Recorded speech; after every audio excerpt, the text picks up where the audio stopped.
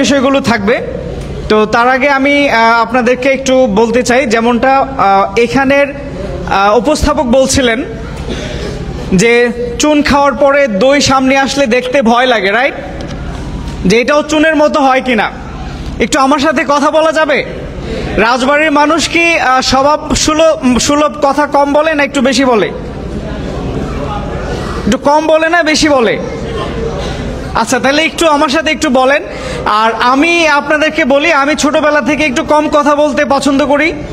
আমি সুযোগ পেলে একদমই কথা বলি না, কিন্তু এমন একটা প্রফেশনে এসেছি যেখানে কথা না বলে থাকার কোনো সুযোগই নাই।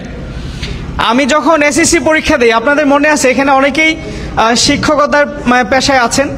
এসএসসি পরীক্ষার সময় যখন বিদায় অনুষ্ঠান হয় ছাত্রদের, আমাকে ওই বিদায়ী বার্তাটা পড়ার জন্য দাঁড় করায় দেওয়া হয়েছিল গেস্টদের সামনে। তো বিশ্বাস করেন, সেদিন আমার সারা শরীর হাত পা ঠান্ডা হয়ে আমি এটা পড়েছিলাম সাহস করে, পড়ার পরে আমি এভাবে ঠিক পড়ে যাচ্ছিলাম অবশ্যই। এটা 2003 সালের কথা বলতেছি, আমি যখন এসএসসি পরীক্ষা দিই। তো একজন পিছন থেকে আমার টিচার আমাকে ধরলো, বললো ঠিক আছে আমি তোমার পিছনে আসি, তুমি দাঁড়ায় থাকো শক্ত হয়ে। এবং 2004 সালে আমি যখন ইন্টারমিডিয়েট ফার্স্ট ইয়ারে পড়ি, আমার বাবা আমাকে নিয়ে একটু টেনশনে ছিলেন। উনি টেনশনে কি ছিলেন, যে যেই ছেলে কথা বলতে পারে না, সে কি চায় সেটা বলতে পারে না, সে কি করবে সেটা বলতে পারে না, তার চাহিদা কি সেটা বলতে পারে না, সে জীবনে কি করবে, এইটা ছিল আমার বাবার টেনশন। এবং আমার আম্মাকে প্রায় এটা বলতেন যে এই ছেলে তো একটা বোঝেন মিনমিন করে কথা বলা বা আস্তে আস্তে বলা, এটাকে আপনাদের এলাকায় আছে? আচ্ছা, তো আমি ছোটবেলায় ঠিক এরকম ছিলাম, কম কথা বলতাম। তো আজকে আমার বাবা পৃথিবীতে নাই, 2009 সালে উনি পৃথিবী ছেড়ে চলে গেছেন। আমি 2004 সাল থেকে আমার বাবার ওই কথাটাকে জিদ হিসেবে নিয়ে, যে না আমি কথা বলতে পারি না এরকম একটা ট্যাগ যেন আমার সাথে না থাকে। তো আলহামদুলিল্লাহ আপনাদের দোয়ায়, আপনাদের ভালোবাসায় সারা বাংলাদেশে আন্তর্জাতিকভাবেও এখন একজন পাবলিক স্পিকার হিসেবে, একজন ট্রেনার হিসেবে কাজ করছি দীর্ঘ 21 বছর যাবত। কত বছর? হ্যালো, আছেন? তো মানুষ পারে না, চেষ্টা করলে এমন কিছু আসলে পৃথিবীতে নাই। আর যেটা উপস্থাপক বলতেছিলেন যে চুন খেয়ে দই অথবা দুধ দেখলে ভয়, আচ্ছা যত চুনই আমরা খেয়েছি তারপরে আমরা কি দই খাওয়া বন্ধ করে দিয়েছি? একটু উত্তর দিবেন সবাই। বন্ধ করে দিয়েছি নাকি ভয় থাকার পরেও দই খাই? কোনটা? একটু উত্তর দেন, খাই কিনা? আচ্ছা, রাস্তাঘাটে বের হলে অ্যাক্সিডেন্ট হয় না? তো আমরা কি বের হওয়া বন্ধ করে দিয়েছি? না, দেই নেই। আপনারা কি জানেন গত কয়েক মাস আগে ঢাকার একটা স্কুলে প্লেন ক্র্যাশ করছিল, বিমান? তো অনেক বাচ্চা কাচ্চা স্কুলে মারা গেছে, যায়নি? যায়। তো সেই ভয়ে কি আমরা বাচ্চা কাচ্চাদেরকে স্কুলে পাঠানো বন্ধ করে দিছি? না। উত্তর দিবেন সবাই একটু। তো এই যে ভয়গুলো আমাদের সাথে আমাদের জীবনে ঘটেছে, এই সবগুলো ভয়ের পরেও আমরা আমাদের জীবনের সব কাজ স্বাভাবিকভাবে রেখেছি। তাহলে ইন্স্যুরেন্স সেক্টরে রোজিনা ম্যাডাম বলে গেলেন যে অনেক ভয়ের কারণ ছিল, এখনো আছে। ইন্স্যুরেন্সের মাধ্যমে বাংলাদেশে আপামর জনতা অনেক হয়রানির শিকার হয়েছে, অনেক প্রতারণার শিকার হয়েছে, অনেক খারাপ অভিজ্ঞতার শিকার হয়েছে। কিন্তু সেই সকল অভিজ্ঞতাকে পিছনে ফেলে, সেগুলোকে ধ্বংস করে বাংলাদেশে একটা প্রতিষ্ঠান সঠিক সময়ে গ্রাহকের সঠিক সেবা দেওয়ার চেষ্টা করছে। সেই প্রতিষ্ঠানের নাম হচ্ছে সোনালী লাইফ ইন্স্যুরেন্স কোম্পানি লিমিটেড। আর আমি সেই কোম্পানির একজন কর্মকর্তা, একজন কর্মী। 2018 সালের সেপ্টেম্বর থেকে এখন পর্যন্ত আমি সোনালী লাইফে 7 বছর 3 মাস যাবত আমি কর্মরত আছি। আলহামদুলিল্লাহ, আমি এখানে কাজ শুরু করেছি একদম ফিল্ড লেভেল থেকে, ফাইন্যান্সিয়াল অ্যাসোসিয়েট হিসেবে। আজকে এখানে বাশার সাহেব ছাড়া যারা কাজ করছেন আমাদের সাথে, তারা যে পোস্টে কাজ করছেন সবার মতো সেম পোস্টে আমি কাজ শুরু করেছি। আমি 16 মাস সোনালী লাইফে ফাইন্যান্সিয়াল অ্যাসোসিয়েট ছিলাম, 9 মাস আমি ইউনিট ম্যানেজার ছিলাম, 21 মাস আমি ব্রাঞ্চ ম্যানেজার ছিলাম, 2 বছর আমি অ্যাসিস্ট্যান্ট সেলস ম্যানেজার ছিলাম। তারপরে এখন আমি আলহামদুলিল্লাহ আমি আরও 2 বছর যাবৎ অ্যাসিস্ট্যান্ট ম্যানেজিং ডিরেক্টর হিসেবে আছি। যদি আপনাদের দোয়া থাকে হয়তো জানুয়ারি মাসে ইনশাল্লাহ ডেপুটি ম্যানেজিং ডিরেক্টর হব। দোয়া করবেন আমার জন্য। সোনালীর সাথে আছে এই কারণে, কারণ এই প্রতিষ্ঠান সারা বাংলাদেশের মানুষকে যেভাবে সেবা দিচ্ছে, আমি সোনালীতে আসার কারণ ছিল এই সেবার কথাটা, এই সচেতনতা, এইটা সারা বাংলাদেশে পৌঁছাই দেয়া। আমি সোনালী লাইফে আসার পরে এখন পর্যন্ত প্রায় 1550 এরকম ট্রেনিং সেশন পরিচালনা করছি। কতশো?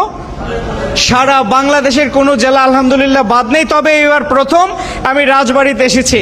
এবার আমাকে বলেন, রাজবাড়িতে যারা যারা আজকে আমাদের এই শিল্পকলা হলে এসেছেন, আমি প্রথমে আপনাদেরকে ওয়েলকাম জানাতে চাই। ইজ দ্যাট ওকে হিমেল?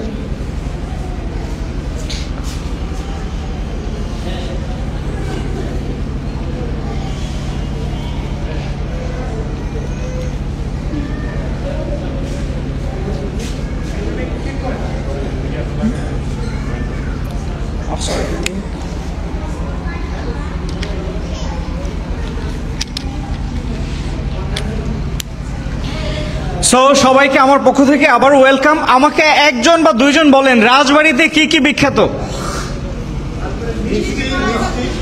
মিষ্টি, চমচম, আর কি?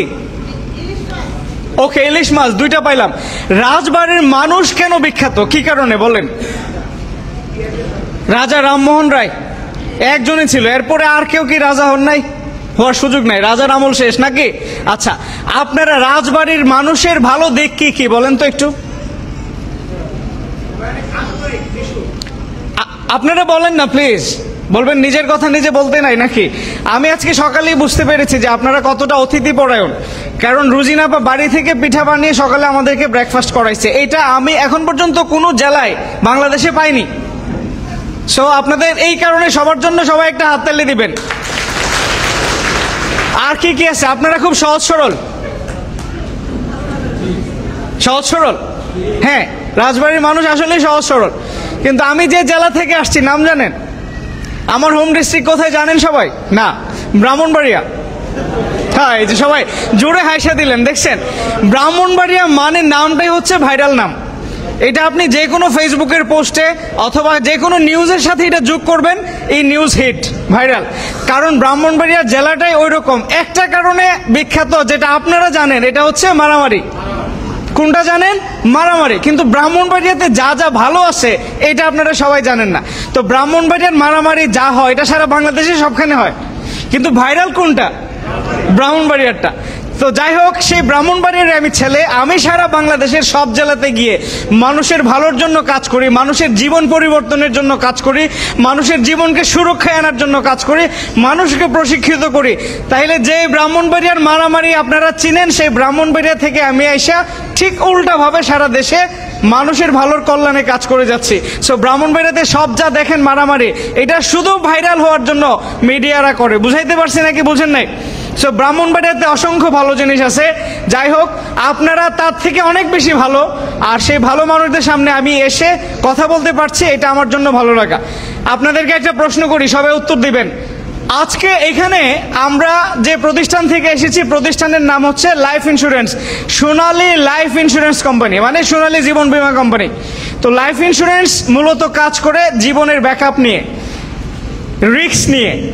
আজকে এখানে আমি আসার পরে যেটা দেখলাম, সকাল 9:30 থেকে কারেন্ট নেই। কি নাই? কি নাই?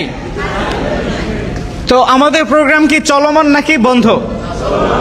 কি দিয়ে চলতেছে? কি দিয়ে চলতেছে? জেনারেটর। এটা একটা ইন্স্যুরেন্স, এটা একটা ব্যাকআপ। বুঝতে পারছেন নাকি বুঝেন নাই? তার মানে কারেন্ট তো আছে, থাকে, স্বাভাবিক, কিন্তু না থাকলে এরকম প্রোগ্রাম কিভাবে চলবে? এই জন্য জেনারেটর তৈরি হয়েছে। এটা একটা ইন্স্যুরেন্স। আমি কি সহজ ভাষায় বুঝাইতে পারছি? আমরা এই জিনিসটা মনে রাখেন, পরে আলোচনার সাথে এটাকে আমি রিলেট করব, মিলাবো। সবাইকে আসেন এখানে? হ্যালো, 12:25 বাজে। আমাকে কতক্ষণ সময় দিবেন? আপনাদের থেকে সময় চাই নেই, যতক্ষণ দিবেন ততক্ষণ। কয়টা দিবেন আপনারা একটু বলেন? 1.5টা? একটা? আধা ঘন্টা এলে বেশি কম হয়ে যায় না? আচ্ছা, 50 মিনিট দিতে পারবেন? 50 মিনিট এখন থেকে 50 মিনিট। সবাই একটু আমার সাথে একটু কথা বলতে হবে। আমি একক কথা বলতে পারি না, একটু কথা বলবেন সবাই। হ্যালো, একটু সবাই আমার সাথে কথা বলবেন। না, এটা বন্ধ থাকুক, ঠিক আছে। সবাই একটু কথা বলবেন আমার সাথে। হ্যালো, এই সাইড থেকে দেখি সবাই বলেন জি বলবো, বলেন সবাই, এই পাশের লোকজন বলেন হ্যালো রাজবাড়ী, একটু সবাই একসাথে বলেন না ইয়েস। এই পাশের লোকজন বললেন ইয়েস। আচ্ছা, সকালে ব্রেকফাস্ট খাইছেন সবাই? আচ্ছা, এই পাশের লোকজন বলেন ইয়েস। এই পাশে আওয়াজ বেশি, পুরুষ তো এই জন্যে। আপনারা কিন্তু হেরে যায় না, বলেন ইয়েস। আপনারা বলেন ইয়েস। আপনারা বলেন। আমার কথা সবাই শুনতে পাচ্ছেন? ক্লিয়ার? ওকে, তাহলে আমি শুরু করি 50 মিনিট, ঠিক আছে? আমি রিকোয়েস্ট করব 50 মিনিটের এই জার্নিটাতে আপনারা কেউ মোবাইল চালাবেন না, একটু অন্য মনোযোগী হবেন না, এইদিকে থাকবেন। পারবেন তো সবাই? পারবেন সবাই? এই 50 মিনিট আমাকে দেন, ঠিক আছে? আসেন, আমি আপনাদেরকে আমাদের সোনালী লাইফ এবং ইন্স্যুরেন্স নিয়ে কিছু গুরুত্বপূর্ণ তথ্য শেয়ার করি, তারপরে আমরা সামনের দিকে আগাবো। ইন্স্যুরেন্স মানে বাংলায় হচ্ছে বিমা। সবাই কি আছেন এখানে? আছেন। বিমা, বিমার দুইটা সেক্টর আছে।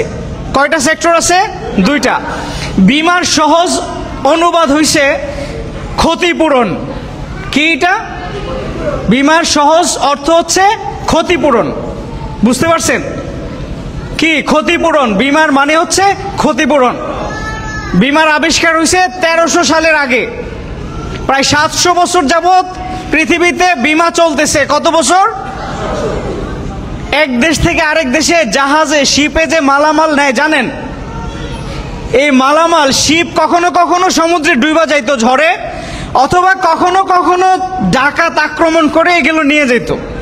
তো যদি ডাকাতে নিয়ে যায় অথবা ডুবা যায়, যারা মালিক পক্ষ তারা যেন একটা ক্ষতিপূরণ পায়, সেই কারণে বিমার আবিষ্কার হয়েছিল। কত বছর আগে? প্রায় 700 বছর আগে, 1335 সালের কথা বলতেছি। এখন থেকে এই পর্যন্ত বিমার প্রয়োজনীয়তা আছে, চলতেছে এবং ভবিষ্যতেও লাগবে, চলবে। আমরা কি সামনের দিকে যাব নাকি যাব না? যাই। ওকে, সো বিমা মানে হচ্ছে ক্ষতিপূরণ, সহজ বাংলায় হচ্ছে ক্ষতিপূরণ। সো বিমার দুইটা জিনিস আছে, দুই ধরনের বিমা। একটা হচ্ছে জেনারেল ইন্স্যুরেন্স মানে সাধারণ বিমা। সাধারণ বিমা কি? আমার গাড়ি, বাড়ি, সম্পত্তি যদি ক্ষতিগ্রস্ত হয় তাহলে সেগুলো আমি বিমা করে রাখলে ওইখান থেকে ওই ক্ষতিপূরণটা পাবো, এটাকে বলা হয় সাধারণ বিমা। এখানে কে কে মোটরসাইকেল চালান? আপনারা কি আপনাদের বাইকে বিমা করে রাখছেন না করেন নাই? এখানে লাগে না, তাই তো? ঢাকা শহরে আবার বাইক চালাইলে বিমা লাগবে। এখানে গাড়ি আছে কারো? কারো গাড়ি আছে? গাড়ির বিমা করা আছে নাকি নাই? না, এখানে লাগে না, হয়তো এখানে ট্রাফিক থাকে না, ধরে না। কিন্তু ঢাকা শহরে গাড়ি চালাইলে বিমা করা থাকা লাগবে। তো গাড়ি, বাড়ি, আপনারা জানেন সম্পত্তির যত বিমা আছে এটাকে বলা হয় সাধারণ বিমা। আছেন সবাই এখানে? হ্যালো। আচ্ছা, আরেকটা বিমা হইছে লাইফ ইন্স্যুরেন্স, যেটাকে বলা হয় জীবন বিমা। আমার জীবনের নিরাপত্তা, স্বাস্থ্যের নিরাপত্তা, দুর্ঘটনার নিরাপত্তা, বাচ্চাদের ভবিষ্যৎ সুরক্ষা, পেনশনের সুরক্ষা, এই ধরনের যত ক্ষতিগ্রস্ত হওয়ার সম্ভাবনা আছে ওইগুলো থেকে বেঁচে থাকার জন্য, সুরক্ষা পাওয়ার জন্য যে বিমা আছে এগুলোকে বলা হয় জীবন বিমা। বুঝতে পারছেন নাকি বুঝেন নাই? সো কয় ধরনের বিমা আছে? এই বাংলাদেশে জীবন বিমা এবং সাধারণ বিমা মিলে প্রায় 81টা কোম্পানি আছে। কয়টা আছে? এর মধ্যে 36টা হচ্ছে জীবন বিমা, বাকি সবগুলো হচ্ছে সাধারণ বিমা। আছেন সবাই? রাজবাড়ী, একটু আওয়াজ দেন, একটু পরে একবারে ঘুমাই যায় না। আছেন তো সবাই এখানে? আসেন, আমরা একটু দেখবো জীবন বিমাতে কি কি আছে আর সাধারণ বিমাতে কি কি আছে। দেখেন এখানে দুইটা ছবি। এটা হচ্ছে একটা আপেল, কাটার পরে কি দেখা যাচ্ছে? কি দেখা যাচ্ছে? ভিতরে কি আপেল নাকি মালটা? তো আপেলের ভিতরে মালটা থাকে? হইতে পারে, সুযোগ নাই। আচ্ছা, এখানে দেখেন এটা কি আপেল, এটার ভিতরে হচ্ছে কমলা। আপেলের ভিতরে কমলা মালটা থাকার সুযোগ আছে? নাই। কখনো জীবনে আপেল মাল মানে কেটে এরকম পেয়েছেন কিছু? হ্যালো, পেয়েছেন কিছু? না, পাওয়া যায়নি। আপেল মালটার ভিতরে এরকম কিছু না থাকলেও জীবনে এরকম অসংখ্যবার আপনার সাথে এমন পরিস্থিতি এসেছে যেটার জন্য আপনি প্রস্তুত ছিলেন না। হ্যালো, আছেন? অপ্রত্যাশিত ঘটনা জীবনে ঘটে নাকি ঘটে না? বলেন। যে কোনো সময় জীবনে অপ্রত্যাশিত ঘটনা ঘটে কিনা ঘটে? বলেন। একবার হইলেও জীবনে এরকম অপ্রত্যাশিত কিছু সামনে পড়েছেন নাকি পড়েননি? বলেন। হ্যালো, আছেন এখানে সবাই? তো সবার জীবনে একবার না একবার হইলেও অপ্রত্যাশিত ঘটনা আসে। তো কেন আসলে আমাদের জীবনে জীবন বীমার দরকার? ফল কেটে আমরা ঠিক এরকম সারপ্রাইজ না হইলেও আমাদের জীবন আমাদেরকে যে কোনো মুহূর্তে যে কোনোভাবে সারপ্রাইজ দিতে পারে। দুর্ঘটনার মাধ্যমে, অনাকাঙ্ক্ষিত ঘটনার মাধ্যমে, খারাপ সংবাদের মাধ্যমে, আরো অনেক কিছু দিয়ে আমাদের জীবন যে কোনোভাবে আমাদেরকে সারপ্রাইজ দিতে পারে। আজকে কি কারোর জীবন এরকম কোনো ঘটনা ঘটছে এখানে আসতে গিয়ে? আজকে এরকম একজনেরও হয়েছে অপ্রত্যাশিত কিছু? হয়েছে না? হয়নি তো, আলহামদুলিল্লাহ ফর দ্যাট। হয়নি, কিন্তু হইতে পারতো না? বাসা থেকে বেরোর পর অ্যাক্সিডেন্ট হয়েছে, হইতে পারতো না? হ্যালো, আসেন নাকি নাই? আসেন কি? আসেন। আচ্ছা, হইতে পারতো না? আপনি বাইক নিয়ে আসতেছেন, আপনাকে ট্রাফিক পুলিশ আটকে জরিমানা করে দিছে, এরকম হয় নাই তো? তাইলে অপ্রত্যাশিত কি এরকম কিছু আজকে আপনাদের জীবনে ঘটে না? কিন্তু জীবন এতটা অনিশ্চিত যে এটা যে কোনো সময় যে কোনো অপ্রত্যাশিত ঘটনা আপনার সামনে আমার সামনে ঘটাই দিতে পারে। আর অপ্রত্যাশিত জীবনে ঘটে যাওয়া সমস্ত খারাপ কাজের কারণে, খারাপ ঘটনার কারণে আমাদের আগে থেকে যে প্রিপারেশন রাখতে হবে এটাকে বলে হচ্ছে জীবন বীমা। আসেন কি সবাই এখানে?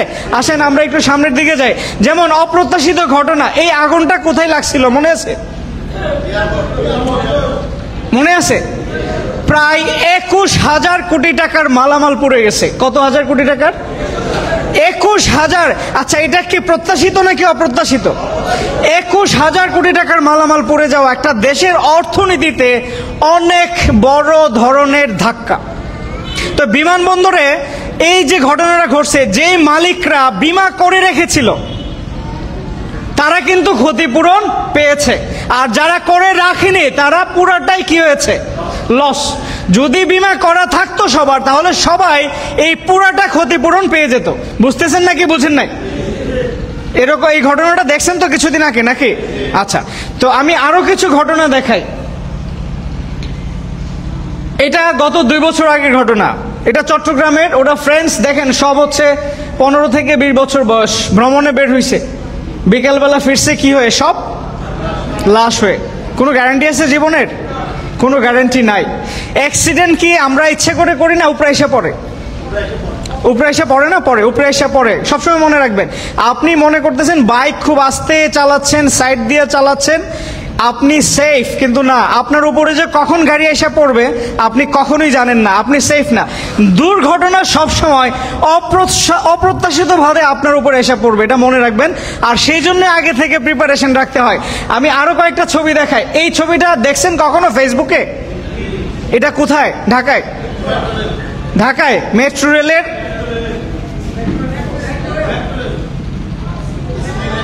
ওই যে, এটা হচ্ছে ইয়েতে গাজীপুরের কি ছিল, এলিভেটেড এক্সপ্রেসওয়ের যে এটা গাড়ির উপরে পড়ে গেছে। এই গাড়িওয়ালা জীবনে জানতো, বা গাড়ির ভিতরে যারা আছে জীবনে জানতো এটা উপরে থেকে এভাবে পড়ে যাবে?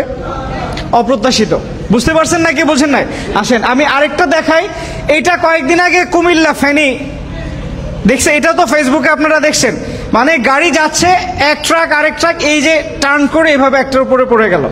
জীবন কত অনিশ্চিত, আপনি কখনোই জানেন না কখন কোথায় অপ্রত্যাশিত ঘটনার শিকার হইতে হবে। এই কিছুদিন আগে এই ফার্ম গেটে একটা লোক মারা গেছে, জানেন আপনারা? মেট্রো রেলের কি বলে এটা, ফার্ম গেটে দেখছেন তো? এটাও ফেসবুকে ভাইরাল হয়েছে, এটা নিউজে এসেছে অসংখ্যবার। বয়স তো বেশি ছিল না ছেলেটার। তো কখন কে কোথায় কার জীবনে এরকম অপ্রত্যাশিত ঘটনা ঘটবে এটা আমরা কখনোই জানি না। আমরা কেউ লিখে দিতে পারবো না যে আমি সারা জীবন কোনো অপ্রত্যাশিত ঘটনার শিকার হব না। আমি কালকে হইতে পারি, 1 ঘন্টা পরে হইতে পারে, একটু পরে হইতে পারে। হ্যালো, আসেন নাকি নাই? আচ্ছা আসেন। যেমন রাস্তাঘাটে চলতে গেলে এরকম অসংখ্য দুর্ঘটনার শিকার আমরা হইতেই পারি, এটা স্বাভাবিক, এটা কখনোই অস্বাভাবিক না। যে কোনো সময় মনে রাখবেন অপ্রত্যাশিত ঘটনা আমাদের জীবনে ঘটতে পারে। সো লাইফ ইন্স্যুরেন্সের পার্টটাকে, যেমন ধরেন আমরা এখানে যে জিনিসগুলো একটু আগে দেখলাম, এইভাবে যদি আমরা আমাদের লাইফটাকে হারাই ফেলি, আমরা আমাদের পরিবারের কাছে যতটা গুরুত্বপূর্ণ, আমাদেরকে যদি আমাদের পরিবার হারাই ফেলে, সেইটার ব্যাকআপকে আমরা আদৌ রাখছি নাকি রাখি না, এটা হচ্ছে প্রশ্ন। তো জীবন বীমার প্রথম পার্ট হইছে লাইফের নিরাপত্তাটা নিশ্চিত করা। হ্যালো, আছেন সবাই এখানে? আমি যদি আপনাদেরকে একটা প্রশ্ন করি, আপনি আপনার পরিবারের কাছে কতটুকু গুরুত্বপূর্ণ, উত্তর কি দিবেন বলেন তো? একজন দাঁড়ায়, একটু আমাকে উত্তর দেন। কে বলবেন? আপু একটু বলেন প্লিজ। হ্যাঁ হ্যাঁ, একটু বলেন। আপনি আপনার পরিবারের কাছে কতটুকু গুরুত্বপূর্ণ? আমি যদি আপনার পরিবারকে বলি যে আপনার ফ্যামিলিকে আমি 5 কোটি টাকা দিব, আপনাকে দিয়ে দিবে? 10 কোটি দিব, দিবে? 50 কোটি দিব, দিবে? হ্যাঁ পারে, চান্স আছে। 50 কোটি হইলে সম্ভবত অফারটা নিতে পারে। আচ্ছা, তো আই থিঙ্ক তাও দিবে না, আমার যেটা মনে হয়, কারণ আপনার গুরুত্ব তার থেকেও বেশি। Thank you. আর কে বলবেন এখান থেকে? ছেলে মানুষ একজন বলেন, একটু বলেন। হ্যালো, কেউ একজন বলেন, কে বলবে? হ্যাঁ হ্যাঁ বলেন। আপনার পরিবারের কাছে আপনার গুরুত্ব কত?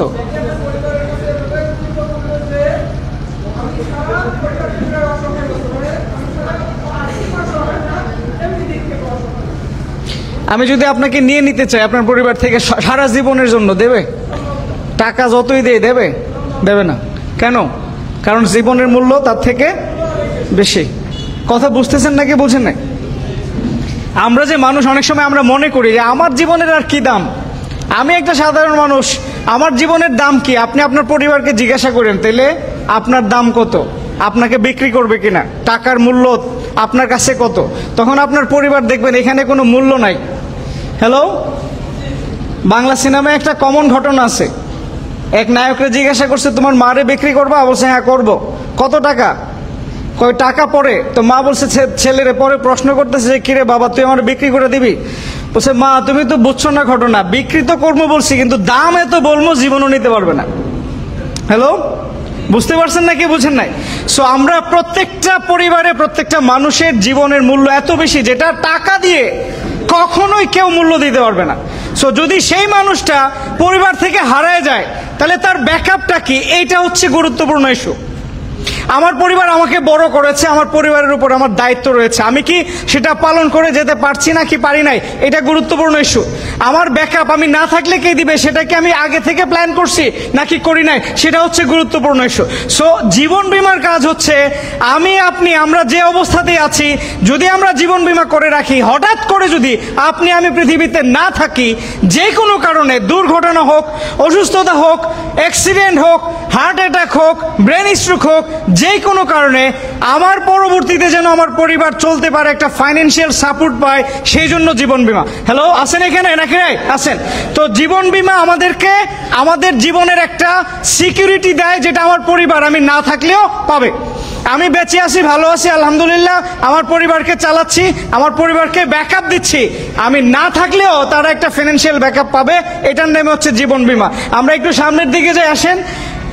হঠাৎ করে অ্যাক্সিডেন্ট করে পা ভেঙে যদি পড়ে থাকি 6 মাস 1 বছর, হয় না অনেক সময়? সব সময় তো অ্যাক্সিডেন্টে মানুষ মারা যায় না, পঙ্গু হয়, হাত পা ভেঙে যায়, আরো বড় ধরনের খারাপ অবস্থার সৃষ্টি হয়।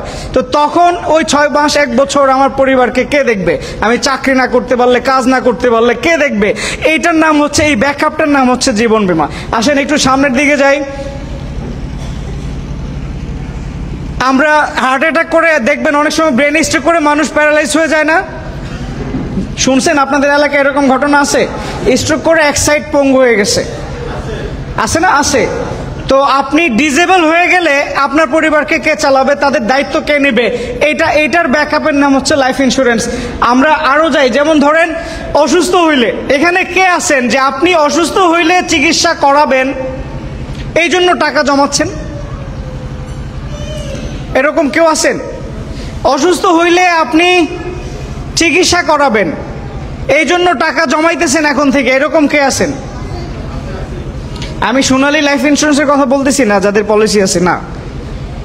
আমরা কি জমাই যে আমি অসুস্থ হইলে চিকিৎসা করাবো, এরকম টাকা কেউ জমাই লাইফে? কমন জমাই?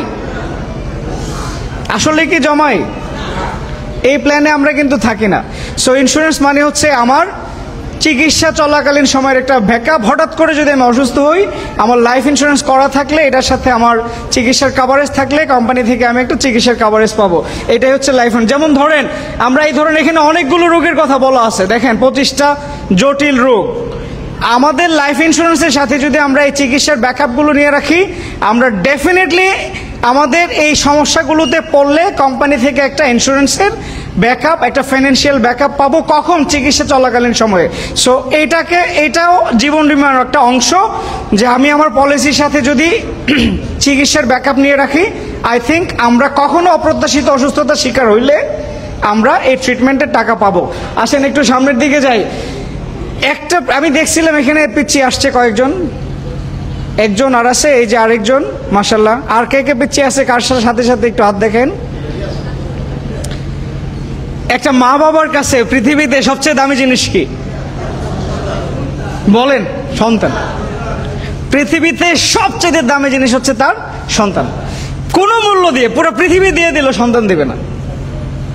কারেক্ট না ইনকারেক্ট? আচ্ছা, সন্তানের যখন একটা ব্যথা পায়, একটু হোঁচট খায়, একটু ছিলে যায়, কেমন লাগে? কেমন লাগে? উত্তর দেন না প্লিজ, কেমন লাগে? 45 দিনে যখন বাচ্চাকে টিকা দেন, মা বাবা পাশে দাঁড়িয়ে ওদের ফেসের অবস্থা দেখছেন কখনো? দেখছেন কখনো? কেমন লাগে? কষ্ট লাগে। তাও টিকাগুলো কেন দেওয়ান? সে যেন সুরক্ষায় থাকে, নিরাপদ থাকে, এই রোগগুলোতে যেন সে আক্রান্ত না হয়। তাহলে তার মূল্য ওই টিকার কষ্টের থেকে বেশি বিধায় আপনি টিকাগুলো তাকে 45 দিন থেকে শুরু করেন। হ্যালো, আছেন সবাই এখানে? তো আপনি আপনার ছেলে মেয়ের ভবিষ্যতের জন্য আপনি সব করতে রাজি, তাদের ভালো শিক্ষার জন্য সব করতে রাজি, তাদেরকে ভালো মানুষ করার জন্য সব করতে রাজি। আপনারা এগুলো সবাই সব করার জন্য এক পায়ে দাঁড়ানো। কিন্তু প্রশ্ন হচ্ছে, যদি আপনি দুনিয়াতে না থাকেন, আল্লাহ না করুক, তখন এই দায়িত্বটা কে নেবে? মামা, চাচা, খালু কতদিন? আজীবন? আজীবন? আজীবন না। আপনি বেঁচে থাকা অবস্থায় আপনার ছেলে মেয়ের দায়িত্ব নিয়েছেন, তাকে মানুষ করার জন্য কাজ করে যাচ্ছেন, তাকে সর্বোচ্চ নিরাপত্তা দিচ্ছেন। আপনার বাসার সামনে যদি শিয়াল থাকে, শিয়াল আছে এলাকায়, শিয়াল, তো আপনার বাচ্চাকে সন্ধ্যার পরে বাইরে ছেড়ে রাখবেন? হ্যালো, কথা বলেন, ছেড়ে রাখবেন না? জীবনেও না। তাহলে আপনি আপনার বাচ্চার নিরাপত্তার জন্য বেঁচে থাকা অবস্থায় যতটা দায়িত্ব নিচ্ছেন, যতটা পেরেশানি করছেন, একবার কি ভেবেছেন যদি আপনি না থাকেন এটা কে করবে? এটাকেই বলে শিক্ষা বীমা বা বাচ্চাদের ভবিষ্যৎ সুরক্ষা। বুঝাইতে পারছি? হ্যালো, আছেন? আমি আরেকটু সামনের দিকে যাই। আরেকটা জীবন বীমার সাথে একটা গুরুত্বপূর্ণ জিনিস, যেটা শুধু বাংলাদেশে হয়। কোথায় হয়? এটাকে বলে সেভিংস, সঞ্চয়। কারা কারা বিশ্বাস করেন টাকা সঞ্চয় জীবনে দরকার আছে? একটু হাত দেখান। সবাই বিশ্বাস করেন তো? আচ্ছা, থ্যাংক ইউ। টাকা সঞ্চয় না করলে কি হয়? বিপদের দিনে কি হয়? হাত পাততে হয়, দাঁড় করতে হয়, নাকি? হ্যালো, আমি আপনাদেরকে একটা মজার তথ্য দেই। বাংলাদেশ এবং পৃথিবীর অন্যান্য দেশে বিমার তফাৎ। অন্যান্য দেশে বিমা করতে গেলে সঞ্চয় করতে হয় না, কিন্তু বাংলাদেশে বিমা করতে গেলে সঞ্চয় করতে হয়। কেন? প্রশ্ন করেন না কেন? কারণ হইছে, বাংলাদেশের মানুষ বিমার হিসাবটা কি জানেন? আমি মাসে 100 টাকা দিব, যদি আমি অসুস্থ হই আমি একটা টাকার ব্যাকআপ পাবো। আমি মাসে 100 টাকা দিব, যদি আমি অ্যাক্সিডেন্ট করে ব্যথা পাই চিকিৎসার জন্য টাকার ব্যাকআপ পাবো। আমি মাসে 200 টাকা দিব, যদি আমি মারা যাই আমার পরিবার একটা টাকা পাবে। এই যে টাকাগুলো আমি মাসে মাসে দিচ্ছি, আমার কিছু হইলে পাবে, না হলে কি হবে? পাবো না। বুঝতে পারছেন? এইটা হচ্ছে কোন দেশের নিয়ম? পৃথিবীর সব দেশ। কিন্তু বাংলাদেশের মানুষকে যখন এটা বলছিলাম যে আপনি বিমা করেন, টাকা খরচ হবে, আপনার কিছু হইলে আপনি পাবেন, না হইলে যেই টাকা দিচ্ছেন সেগুলো পাবেন না, তখন তারা বলে না, তাইলে আমি রাজি না। কেন?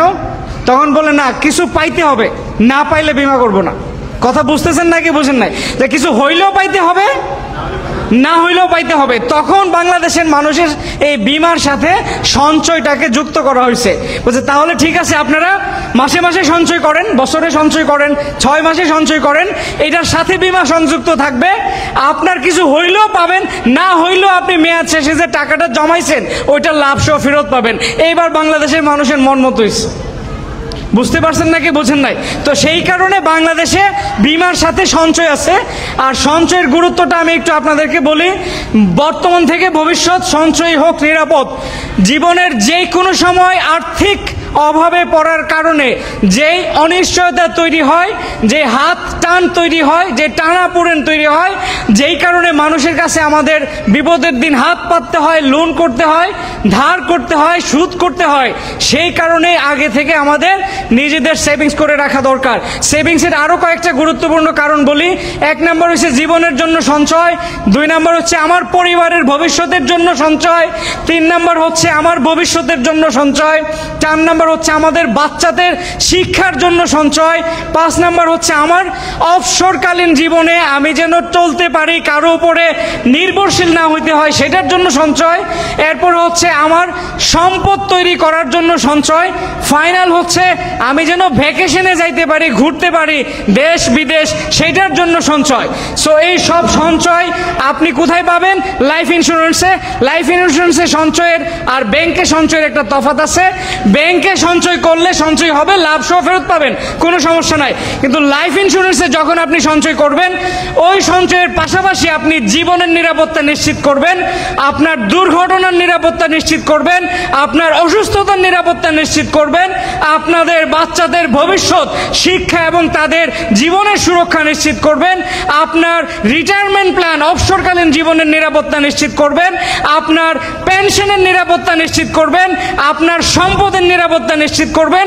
এই মিলে হচ্ছে লাইফ ইন্স্যুরেন্স এবং সেটার মধ্যে সঞ্চয়। ব্যাংকের সাথে পার্থক্য আছে নাকি নাই? হ্যালো, দেখেন আমি এত কথা বলতেছি, আপনারা যদি চুপ মেরে থাকেন আমার কাছে মনে হবে হয় আমি বুঝাইতে পারতেছি না, না হয় আপনারা বুঝতে চাইতেছেন না। কোনটা বলেন তো? হ্যালো, একটু আওয়াজ দিয়েন।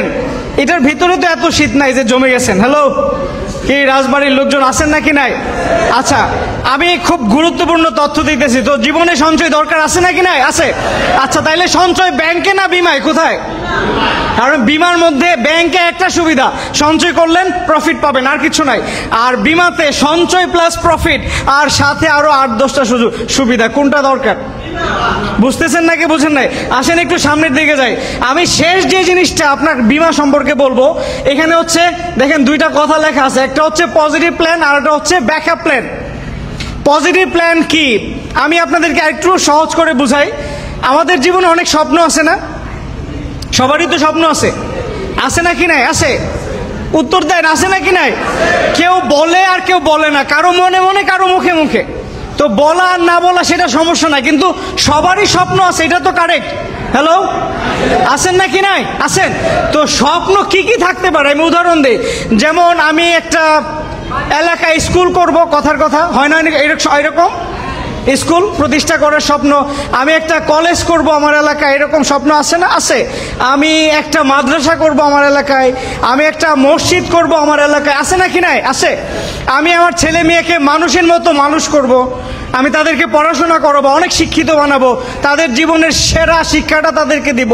আমি একটা বাড়ি করব, আমি একটা গাড়ি করব, আমি একটা জমি কিনবো, আমি একটা এতিমখানা করব, আমি আমার পরিবারকে সর্বোচ্চ নিরাপত্তা দিব। এই স্বপ্নগুলো সবার ভিতরে আছে নাকি নাই? একটু কথা বললেন সবাই, রাজবাড়ি আছে নাকি নাই? সো এইগুলো হচ্ছে পজিটিভ প্ল্যান, পজিটিভ ড্রিম, যেটা সবার ভিতরেই আছে, ছোট বড় সবার ভিতরে আছে, সব মানুষের ভিতরে আছে। হ্যালো, আমার কথা শুনতে খারাপ লাগতেছে?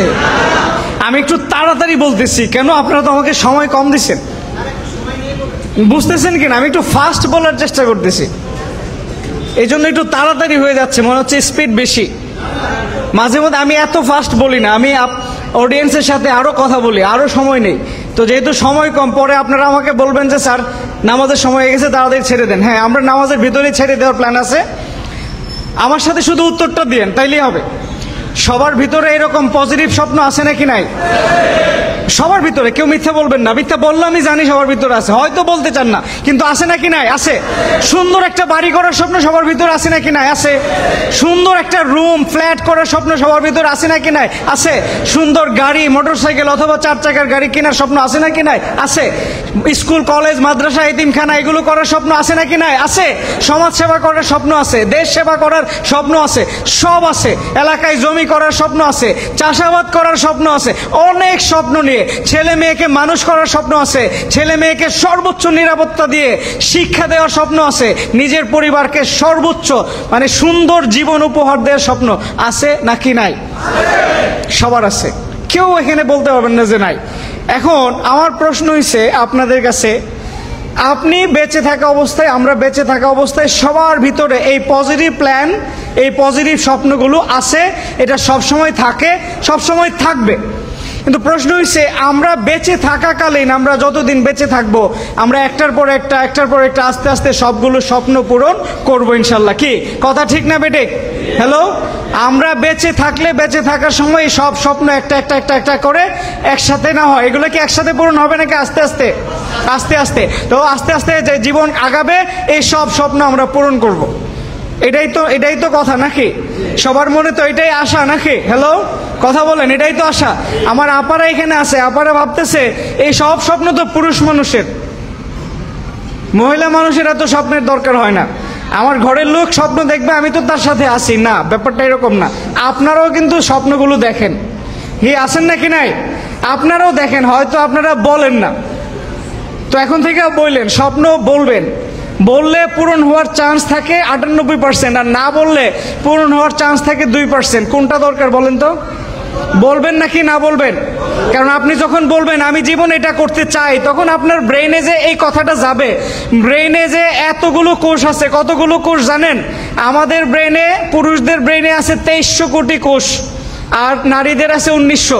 কম বেশি জরুরি না। এই 2300 কোটি বা 1900 কোটি কোষের মধ্যে আপনি যদি একবার বলেন আমি আমার ছেলেকে মানুষের মতো মানুষ বানাবো, আমি একটা সুন্দর বাড়ি বানাবো, একবার বললে ওইখানে গিয়ে 2300 কোটি বার বাড়ি খাবে। কতবার?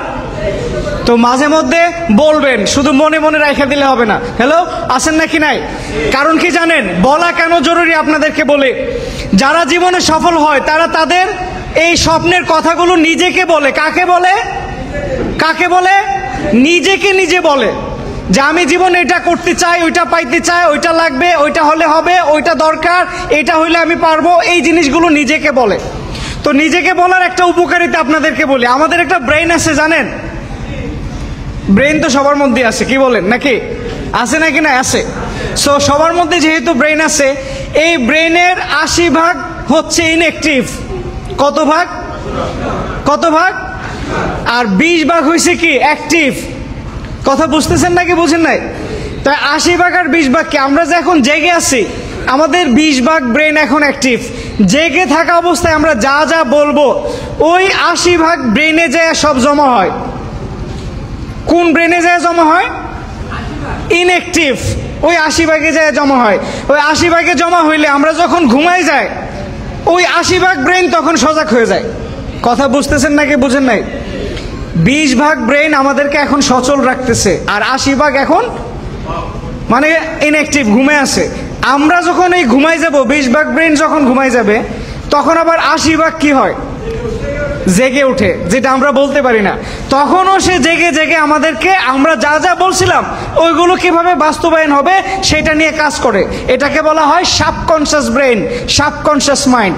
তাহলে সাবকনশিয়াস হয়েছে 80%, আর অ্যাক্টিভ হয়েছে কনশিয়াস 20%। এখন 20%-এ যা বলবেন 80% সেটা তৈরি করার জন্য কাজ করবে। এই জন্য স্বপ্ন দেখা জরুরি। হ্যালো হ্যালো হ্যালো হ্যালো, আছেন সবাই এখানে? তো এখন থেকে যেটা স্বপ্ন দেখবেন, নারী অথবা পুরুষ সবাই এটা বলবেন যে আমি জীবনে এটা চাই, তখন আপনার অ্যাক্টিভ 20% ব্রেন ওই 80% ব্রেনকে যায় বলবে সেইটা চাই, এটা কিভাবে পাওয়াইতে হবে, কাজ করো। এরকম হয় না যেটা বেশি কল্পনা করেন, স্বপ্ন দেখে ফেলেন, ঘটনা ঘটে গেছে? এরকম কি হয়েছে কারো জীবনে? অনেক কল্পনা কিন্তু ঘটে গেছে, স্বপ্ন দেখছেন এটা ঘটে গেছে এরকম? হ্যালো, ওই উত্তর না দিলে কেমনে হবে? আপনারা একটু কথা বলেন সবাই। হ্যালো, মানে অনেক সময় আপনি কল্পনা করতেছেন একটা বিষয় নিয়ে, দেখলেন রাতের বেলা এটা নিয়ে স্বপ্ন দেখছেন, হয় না এরকম? হয়। কেন হয়? কারণ ওই আপনি দিনের বেলা যেটা নিয়ে কাজ করছেন, রাতের বেলা আপনার 80% ব্রেন অ্যাক্টিভ হয়ে ওইটা নিয়ে আপনারা ঘুরতেছে, কাজ করতেছে, এই জন্য আপনি স্বপ্নটা দেখেন। কি আছেন নাকি নাই? তো স্বপ্ন দেখা জরুরি। যতটা দেখা জরুরি তার থেকে বেশি বলাটাও জরুরি। বলবেন, কাকে বলবেন? নিজেকে নিজে বলবেন। তাইলে আপনার ব্রেন আপনাকে সেই মতো করে কাজ করাবে, আপনার জীবনে সেই ঘটনাগুলো ঘটাবে। আছেন সবাই এখানে আছেন? আমরা সামনের দিকে যাই। আমরা কি নিয়ে কথা বলতেছিলাম? মানুষের জীবনের স্বপ্ন, পজিটিভ স্বপ্ন। মনে আছে নাকি ভুলে গেছেন? কি কি স্বপ্ন আছে? একটা বাড়ি করতে চাই, স্বপ্ন বলেন আমার সাথে। একটা বাড়ি, গাড়ি, স্কুল, কলেজ, মাদ্রাসা, এতিমখানা, একটা বড় জায়গা, বাচ্চাদের শিক্ষা, পরিবারের নিরাপত্তা। বলেন এগুলো কি স্বপ্ন আছে নাকি নাই? আছে। ছেলে মেয়েকে বিদেশ পাঠাবেন, স্বপ্ন আছে। ছেলে মেয়েকে ভালো জায়গায় বিয়ে দিবেন, স্বপ্ন আছে। নানা নাতি হবেন, স্বপ্ন আছে। দাদা নাতি হবেন, স্বপ্ন আছে নাকি নাই? আছে। এখন প্রশ্ন হইছে, যদি আমরা বেঁচে থাকি তাহলে সবগুলো স্বপ্ন একটা একটা একটা করে পূরণ হবে। আর এর পরের লাইনটা হচ্ছে, কি হবে যদি আমি না থাকি? কি হবে যদি আমরা না থাকি? এই স্বপ্নগুলো তখন কে পূরণ করবে? আপনি আপনার জীবনের সাথে ইফ, যদি শব্দটা যোগ করে দেন, তাহলে দেখবেন যে জীবন অনেক কঠিন হয়ে যায়। হ্যালো, বুঝতেছেন নাকি বুঝেন নাই? আমি এতক্ষণ যা স্বপ্নের কথা বললাম সব পজিটিভ স্বপ্ন, তাই তো? যদি আমি না থাকি, শুধু এই শব্দটা ব্যবহার করেন, কি হবে যদি আমি না থাকি? তাহলে এগুলো কে পূরণ করবে? বুঝতেছেন নাকি বুঝেন না? হ্যালো, বুঝছেন নাকি বুঝেন নাই? যা স্বপ্ন সবাই দেখতেছেন, আলহামদুলিল্লাহ, আমি দোয়া করি আপনি বেঁচে থেকে ইনশাল্লাহ সব স্বপ্ন পূরণ করেন। কিন্তু কারো কি বেঁচে থাকার গ্যারান্টি আছে? একজনও কি লিখে দিতে পারবেন আমি কালকে পর্যন্ত বেঁচে থাকবো? নাই। তাহলে আমি আপনি যদি এত স্বপ্ন দেখার পরে কালকেই মারা যাই, কালকেই দুনিয়াতে না থাকি, এটা কি হইতে পারে নাকি না হইতে পারে? হইতে পারে। মুসলমান হইলে অথবা যে কোনো ধর্মের মানুষ এটা স্বীকার করতে হবে যে কেউ জীবনের গ্যারান্টি দিতে পারবে না। সো যদি আমি না থাকি, যদি শব্দটা যদি যোগ করি, তাইলেই দেখবেন জীবন একটা বড় প্রশ্নবোধক চিহ্ন দাঁড় করায়, যে যা যা করার স্বপ্ন দেখতেছি, যা যা করার প্ল্যান করতেছি, আমি না থাকলে ওগুলো কে করবে? সেই কারণে আমাদের একটা ব্যাকআপ প্ল্যান দরকার। কি প্ল্যান দরকার? কি প্ল্যান দরকার? রুজিনা ম্যাম আছেন এখানে? এই বাসার সাহেব কোথায়? আপনারা কি জানতেন না কালকে এখান থেকে কারেন্ট থাকবে না? আগে থেকেই তো জানতেন, রাইট? ওকে। তো কারেন্ট যে থাকবে না সেটা জানার পরে কি করছেন এখানে? ব্যাকআপ। কি আনলেন? জেনারেটর। কথা বুঝতেছেন নাকি বুঝেন না? হ্যালো, মানে উনি জানতো যে কারেন্ট থাকবে না, এই জন্য আগে থেকে কি করছে? ব্যাকআপ। তো আমরাও জানি আমি কালকেও দুনিয়াতে না থাকতে পারি, আর সেই জন্য আমাদেরকে একটা ব্যাকআপ প্ল্যান রাখা দরকার। এই ব্যাকআপ প্ল্যানের নামই হচ্ছে লাইফ ইন্স্যুরেন্স। আমার কথা বুঝতেছেন নাকি বুঝেন নাই? মানে আমি বেঁচে থাকা অবস্থায় আমার স্বপ্ন পূরণ করব, আমার পরিবারের স্বপ্ন পূরণ করব, আমার জীবনের নিরাপত্তা নিশ্চিত করব, আমার পরিবারের জীবনের নিরাপত্তা নিশ্চিত করব। কিন্তু যদি আমি না থাকি, তাও যেন আমার পরিবার আর্থিকভাবে সুরক্ষিত থাকে, এটাকেই বলা হয় ইন্স্যুরেন্স প্ল্যান, এটাকে বলা হয় ব্যাকআপ প্ল্যান। এটা সবার জীবনে দরকার আছে নাকি নাই? আমাকে একটা কারেক্ট উত্তর দেন। যদি আপনাদের জীবনে যতগুলো স্বপ্নের কথা বলছি সবগুলো থেকে একটা স্বপ্ন থাকে, তাও আপনার জীবনে একটা ব্যাকআপ প্ল্যান তার দরকার। হ্যালো, বুঝতেছেন নাকি বুঝেন নাই? Backup plan. ব্যাকআপ না থাকলে জীবনে কিছু হয় না। ব্যাকআপ নিয়ে একটু কথা বলি। সবাই মোবাইল আছে না? মোবাইল চালান সবাই এখানে? আমাকে একটু সবার মোবাইলটা বের করে দেখাবেন। সবাই একটু মোবাইলটা হাতে নেবেন প্লিজ। সবার মোবাইলটা একটু হাতে নেন। যারা যারা মোবাইল চালান সবার মোবাইলটা একটু হাতে নেবেন প্লিজ। একটু হাতটা দেখতে চাই আমি একটু। সবাই একসাথে। এখানে হচ্ছে না অনেকের। সবার ফোনটা একটু এভাবে ধরবেন, একটু দেখেন। সবার মোবাইলের সামনে একটা প্রোটেক্টর গ্লাস আছে, পিছনে একটা কি আছে? কি আছে বলেন না? ব্যাকআপ কভার আছে। এই দুইটা জিনিস ছাড়া কি মোবাইল চলে না? তাইলে এই দুইটা কেন লাগাইছেন? সেফটি, ব্যাকআপ, যেন পড়ে গেলে এটা না ভাঙে। বুঝতেছেন নাকি বুঝেন নাই? আপনাদের করোনার সময় 2020 সালে সবার করোনা হয়েছিল। ভ্যাকসিন তো মোটামুটি সবাই নিয়েছেন নাকি? কেন? যেন আপনি করোনা থেকে কি থাকেন? সেফ থাকেন, নিরাপদ থাকেন। হ্যালো, আছেন নাকি নাই? কথা বুঝতেছেন? বৃষ্টিতে অথবা রোদে আপনি মাথার উপরে ধরে যেটা নিয়ে যান এটাকে কি বলে? কিসের জন্য? রোদ অথবা বৃষ্টির ব্যাকআপ। বুঝতেছেন নাকি বুঝেন নাই? বুঝছেন নাকি বুঝেন নাই? সব গাড়িতেই দেখবেন একটা অতিরিক্ত চাকা লাগানো থাকে 4 চাকার গাড়িতে। এটা কেন?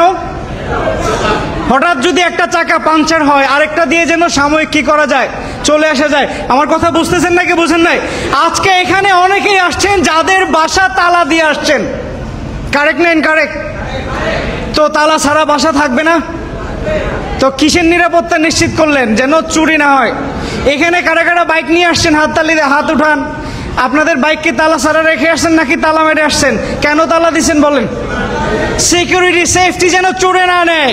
সো এই যে জিনিসগুলো আমাদের জীবনের সাথে কানেক্টেড, এগুলাইকে বলা হয় লাইফের ব্যাকআপ। সো আমার বাইকের জন্য আমি সেফটি করলাম, মোবাইলের জন্য সেফটি করলাম, এই যে সেফটিগুলো দিলাম, আমার বাসার জন্য সেফটি করলাম, কিন্তু আমার জীবনের মূল্য কি আমার মোবাইল থেকে কম? হ্যালো, কথা বলেন।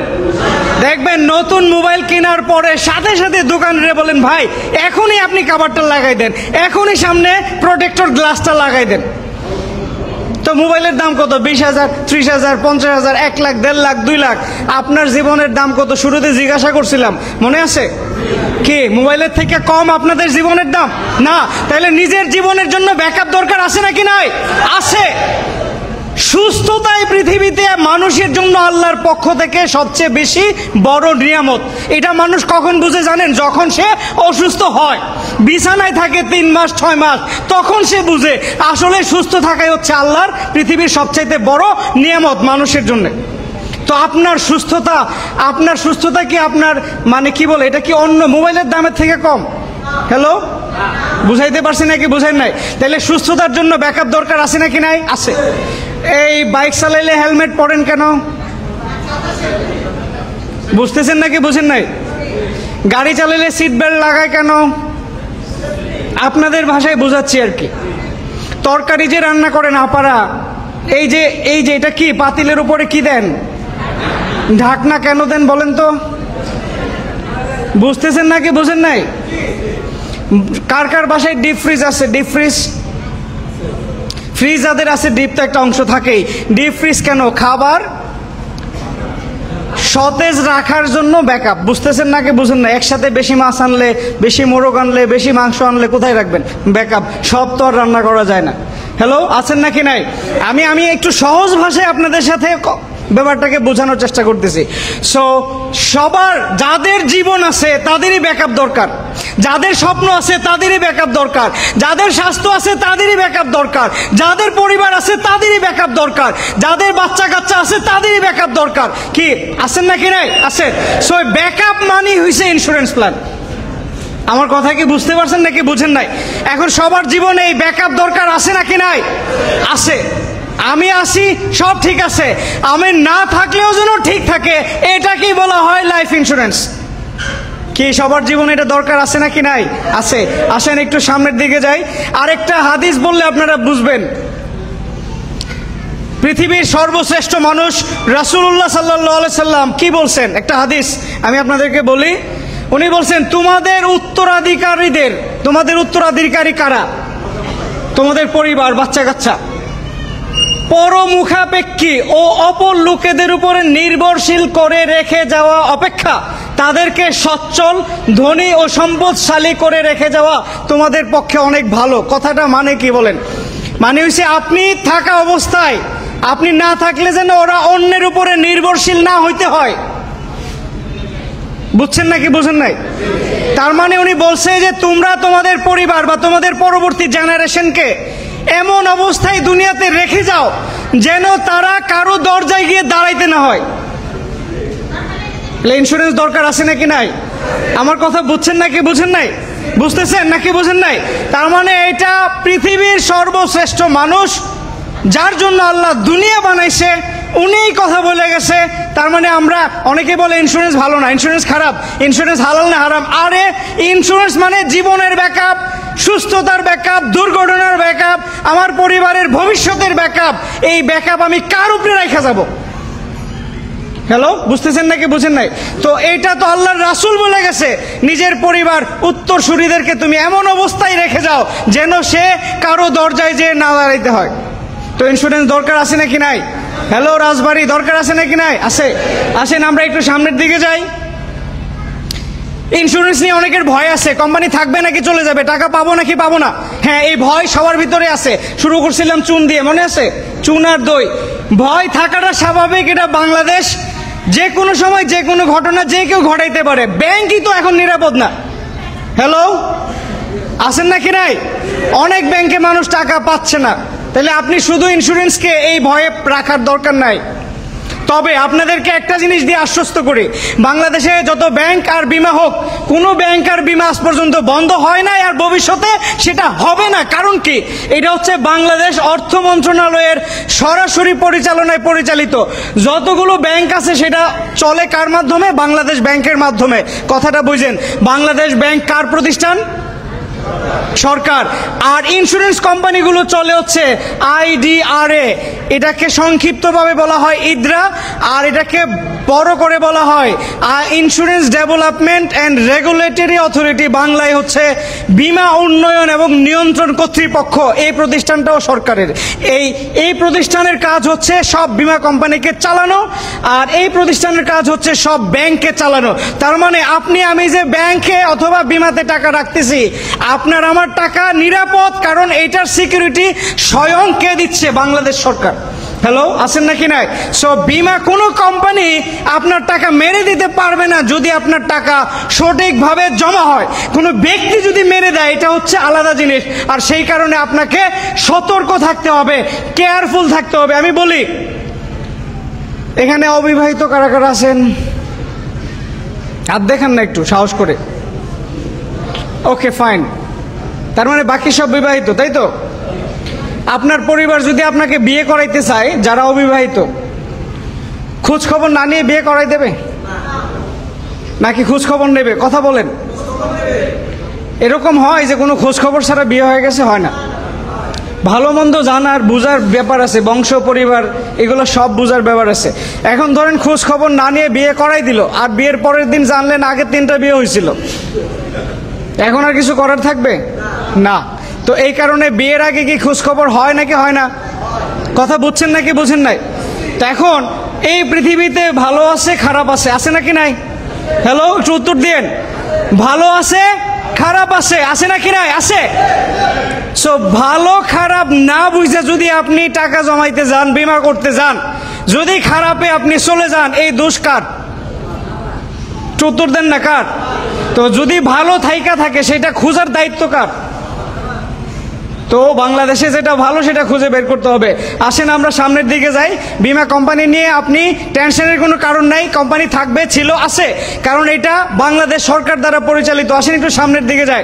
এবার আসেন, আমি ইন্স্যুরেন্স নিয়ে যত কথা আপনাদেরকে বলছি, ইন্স্যুরেন্স নিয়ে কি আপনাদের আর কোনো প্রশ্ন থাকার কথা না? ক্লিয়ার?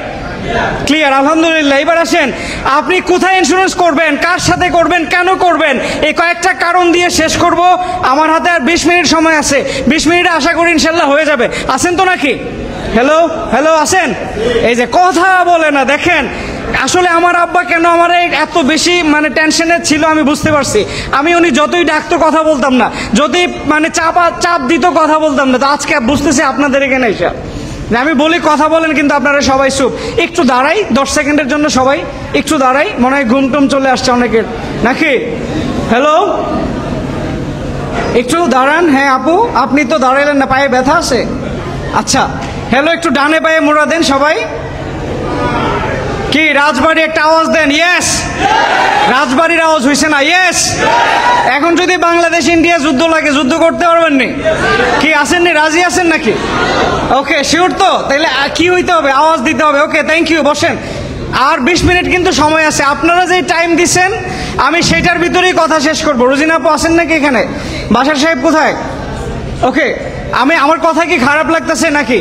বন্ধ করে দিব? জীবনে প্রথমবার আসছি, একটু শেষ করে যাই নাকি? কি বলেন সবাই? ওকে, ফাইন।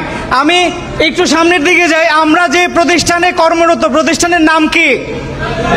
নাম কি? সোনালী লাইফ। জোরে বলেন না, শুনতে ভালো লাগে। নাম কি? সোনালী লাইফ। ঠিক আছে, এই সোনালী লাইফের মধ্যে কারা কারা সোনালী প্রতিষ্ঠা করছে একটু দেখাই। আমাদের প্রয়াত চেয়ারম্যান, এই 2025 সালের জানুয়ারি মাসে যিনি আমাদেরকে ছেড়ে চলে গিয়েছেন, জনাব মুস্তফা গোলাম কুদ্দুস, যিনি আমাকে ওনার সন্তানের মতো দেখতেন। এত একটা কোম্পানির প্রতিষ্ঠাতা মালিক তার কর্মীদেরকে নিজের সন্তানের মতো দেখে, এইটা একমাত্র সোনালীতেই সম্ভব। এবং সবাইকে, পুরো প্রতিষ্ঠানকে নিজের পরিবারের মতো দেখে, এটা একমাত্র সোনালীতেই সম্ভব। যেটা আমরা পেয়েছি আমাদের প্রয়াত অভিভাবক জনাব মুস্তফা গোলাম কুদ্দুস স্যার থেকে, এবং এটার অসংখ্য উদাহরণ আছে। প্রত্যেকটা কর্মী সোনালীর সাথে যারা জড়িত ছিল, কেউ এমন ছিল না যে ওনার পরিবারের সদস্য না। তাহলে বাংলাদেশে এমন প্রতিষ্ঠান খুব কম আছে যেখানে মালিক পক্ষ তার কোম্পানির সব মানুষকে তার পরিবারের সদস্য মনে করে। এইটা শুধুমাত্র একটাই প্রতিষ্ঠান আছে, যেটার নাম হচ্ছে সোনালী লাইফ ইন্স্যুরেন্স কোম্পানি লিমিটেড। আমরা সবাই আপনাদের কাছে, আমি ওনার জন্য দোয়া চাই যে বাংলাদেশে উনি এমন চমৎকার একটা প্রতিষ্ঠান তৈরি করে গেছে যেখানে হাজার হাজার মানুষ কর্মসংস্থান পাচ্ছে, যেখানে লাখ লাখ মানুষ নিরাপত্তায় তার টাকা সঞ্চয় করতে পারতেছে এবং সময় মতো ফেরত পাচ্ছে। এই সিস্টেমটা যে চালু করছে উনি, এই সিস্টেমটার জন্য ওনার জন্য আমাদের আজীবন দোয়া করতে হবে। হ্যালো, আছেন নাকি নাই? আমি ওনাকে ওনার জন্য সবার কাছ থেকে দোয়া চাচ্ছি। আপনারা আপনাদের নামাজে একবার হইল মুস্তফা গোলাম কুদ্দুস স্যারের জন্য দোয়া করবেন, যিনি সোনালী লাইফের মতো বাংলাদেশে এত চমৎকার একটি প্রতিষ্ঠান তৈরি করেছেন। উনি ছিলেন, স্যার আমাদের মাঝে নেই। আমরা ওনার শূন্যতা কোনোদিন আমরা পূরণ করতে পারবো না, ওনার অভাবটা আমরা কোনোদিন পূরণ করতে পারবো না। কিন্তু উনি যেই স্বপ্ন দেখে বাংলাদেশের মতো জায়গায় এত চমৎকার একটা প্রতিষ্ঠান তৈরি করেছেন, যে প্রতিষ্ঠানের উদ্দেশ্য হচ্ছে মানুষের সেবাটা সঠিক সময়ে পাবে, মানুষের টাকাটা সঠিক সময়ে পাবে, মানুষের বীমা দাবিটা সঠিক সময়ে পাবে। এই যে কোম্পানিটা বাংলাদেশে প্রতিষ্ঠিত করেছেন, যেটা আর কোনো কোম্পানি এখন পর্যন্ত সোনালীর মতো সার্ভিস নিশ্চিত করতে পারে নাই, যেটা মুস্তফা গোলাম কুদ্দুস স্যারের কোম্পানি করে যাচ্ছে। কেউ আছেন সবাই রাজবাড়ী? হ্যালো। সো স্যারের জন্য সবাই দোয়া করবেন। আমাদের স্যারের সহধর্মিণী, আমরা যাকে মা বলি, আম্মু ডাকি, ফজলুতুন্নেসা ম্যাডাম, যিনি বর্তমানে আমাদেরকে গাইডলাইন করছেন, নেতৃত্ব দিচ্ছেন অভিভাবক হয়ে। আমাদের স্যারের পরে যিনি আমাদের সবচেয়ে বড় অভিভাবক, ওনাকে আমরা দেখালাম।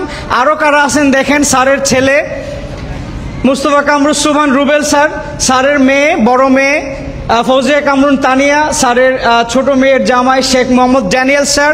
আরও কে আছেন দেখেন, স্যারের ছোট মেয়ে তাসনিয়া কামরুন আনিকা ম্যাম, এবং স্যারের ছেলের ওয়াইফ শাফিয়া সুবহান চৌধুরী, যারা বর্তমানে এই কোম্পানিকে নেতৃত্ব দিচ্ছেন এবং খুব ভালোভাবে স্যারের স্বপ্নের সোনালী তৈরি করার জন্য, গ্রাহক বান্ধব সোনালী তৈরি করার জন্য, কর্মী বান্ধব সোনালী তৈরি করার জন্য যারা নিরলসভাবে কাজ করে যাচ্ছেন। এরপরে কোম্পানিকে যারা অপারেশনের দিক থেকে নেতৃত্ব দিচ্ছেন, যারা কোম্পানিটাকে চালাচ্ছেন, আমাদের সম্মানিত সিইও এমডি রফিকুল ইসলাম সাহেব, আমাদের COO chief operating officer Mohammad Manjur Murshid Saheb, আমাদের CFO chief financing officer Mohammad Abdul Hannan Saheb, যারা কোম্পানিকে বর্তমানে চালাচ্ছেন। আরও যারা আছেন, আমাদের যে কয়েকজন ডিএমডি পোস্টে আছে, ডেপুটি ম্যানেজিং ডিরেক্টর কাফি সাহেব, রিপন সাহেব, মুস্তফা সাহেব, আজিম সাহেব, মহিউদ্দিন সাহেব, আনোয়ার সাহেব, তামজিদ সাহেব, যারা ডিএমডি পোস্টে আছেন। আরও যারা এএমডি অ্যাসিস্ট্যান্ট ম্যানেজিং ডিরেক্টর আছেন, আশরাফ সাহেব, তারপর হচ্ছে শাহাদাত সাহেব, সত্যজিৎ সাহেব, অনুপম সাহেব, আরিফিন বাদল সাহেব, তারপর হচ্ছে কিবরিয়া সাহেব, আলাউদ্দিন সাহেব। আর এই ছবিটা হচ্ছে আমি নিজে, আমরা এই কয়েকজন হচ্ছে কোম্পানির অ্যাসিস্ট্যান্ট ম্যানেজিং ডিরেক্টর হিসেবে আছি, যারা কোম্পানিকে নেতৃত্ব দিচ্ছি। তাছাড়াও আমাদের সাথে আছে 11 জন এজিএম অ্যাসিস্ট্যান্ট জেনারেল ম্যানেজার, সারা বাংলাদেশে যারা নেতৃত্ব দিচ্ছে সোনালীকে এগিয়ে নিয়ে যাওয়ার জন্য, যারা কাজ করছে। তারপরে আমাদের সাথে আরও 260 জন ব্রাঞ্চ ম্যানেজার আছে। তার মধ্যে আজকে আপনারা 2 জনকে এখানে পেয়েছেন, আমাদের সবার প্রিয় রাজীব আল আরাফাত সাহেব, আমাদের আরেকজন আমাদের সবার প্রিয় নাইমুর রহমান হিমেল সাহেব, যারা ব্রাঞ্চ ম্যানেজার। এই 260 জন থেকে 2 জন ব্রাঞ্চ ম্যানেজার আজকে আপনাদের এই অনুষ্ঠানে আছেন। পাশাপাশি আমাদের প্রায় 2300 জন ইউনিট ম্যানেজার আমাদের এই কোম্পানিতে কাজ করছেন সারা বাংলাদেশে। তার মধ্যে একজন আমাদের বাশার সাহেব, একটু দাঁড়াবেন প্লিজ। এই যে বাশার সাহেব আছেন, যারা এই কোম্পানির 2300 জনের মধ্যে একজন। আলহামদুলিল্লাহ, বাশার সাহেবের গত মাসের ব্যবসা অনেক ভালো হয়েছে। আপনারা সবাই ওনার জন্য একটা করতালি দিবেন। Thank you very much. তারপরে আমাদের সাথে আছে ফাইন্যান্সিয়াল অ্যাসোসিয়েট 42,000, আলহামদুলিল্লাহ 42,000 প্লাস। কতজন? সারা বাংলাদেশে 42,000 জনেরও বেশি ফাইন্যান্সিয়াল অ্যাসোসিয়েট, যারা সোনালী লাইফে কর্মরত, যাদের কর্মসংস্থান সোনালী লাইফে, যারা সোনালী লাইফের মাধ্যমে কর্ম করে তাদের জীবিকা নির্বাহ করছে এবং খুব ভালোভাবে বেঁচে আছে। এই 42,000 পুরা ইন্স্যুরেন্স ইন্ডাস্ট্রি মিলে, বাকি 80টা কোম্পানি মিলে এই 42,000 কর্মী নাই। কিন্তু আলহামদুলিল্লাহ সোনালী লাইফে, শুধুমাত্র সোনালী লাইফে 42,000 কর্মী আছে। বুঝতেছেন নাকি বুঝেন নাই? পুরা ইন্ডাস্ট্রিতে আরো 80টা কোম্পানি আছে সোনালী ছাড়া, সবাই মিলেও 42,000 কর্মী নাই। কিন্তু আপনার প্রতিষ্ঠান, আমার প্রতিষ্ঠান সোনালী লাইফ, যেখানে একটা কোম্পানিতে 42,000-এরও বেশি কি আছে। বুঝতেছেন নাকি বুঝেন নাই? তাহলে সোনালী কি কোম্পানি হিসেবে ঠিক আছে নাকি ঠিক নাই? আমার কথাটা উত্তর দেন। যেখানে পুরা ইন্ডাস্ট্রিতে 42,000 নাই, সেখানে একটা প্রতিষ্ঠানই আছে 42,000 কি? হ্যালো, তো কোম্পানি ঠিক আছে নাকি ঠিক নাই? আলহামদুলিল্লাহ।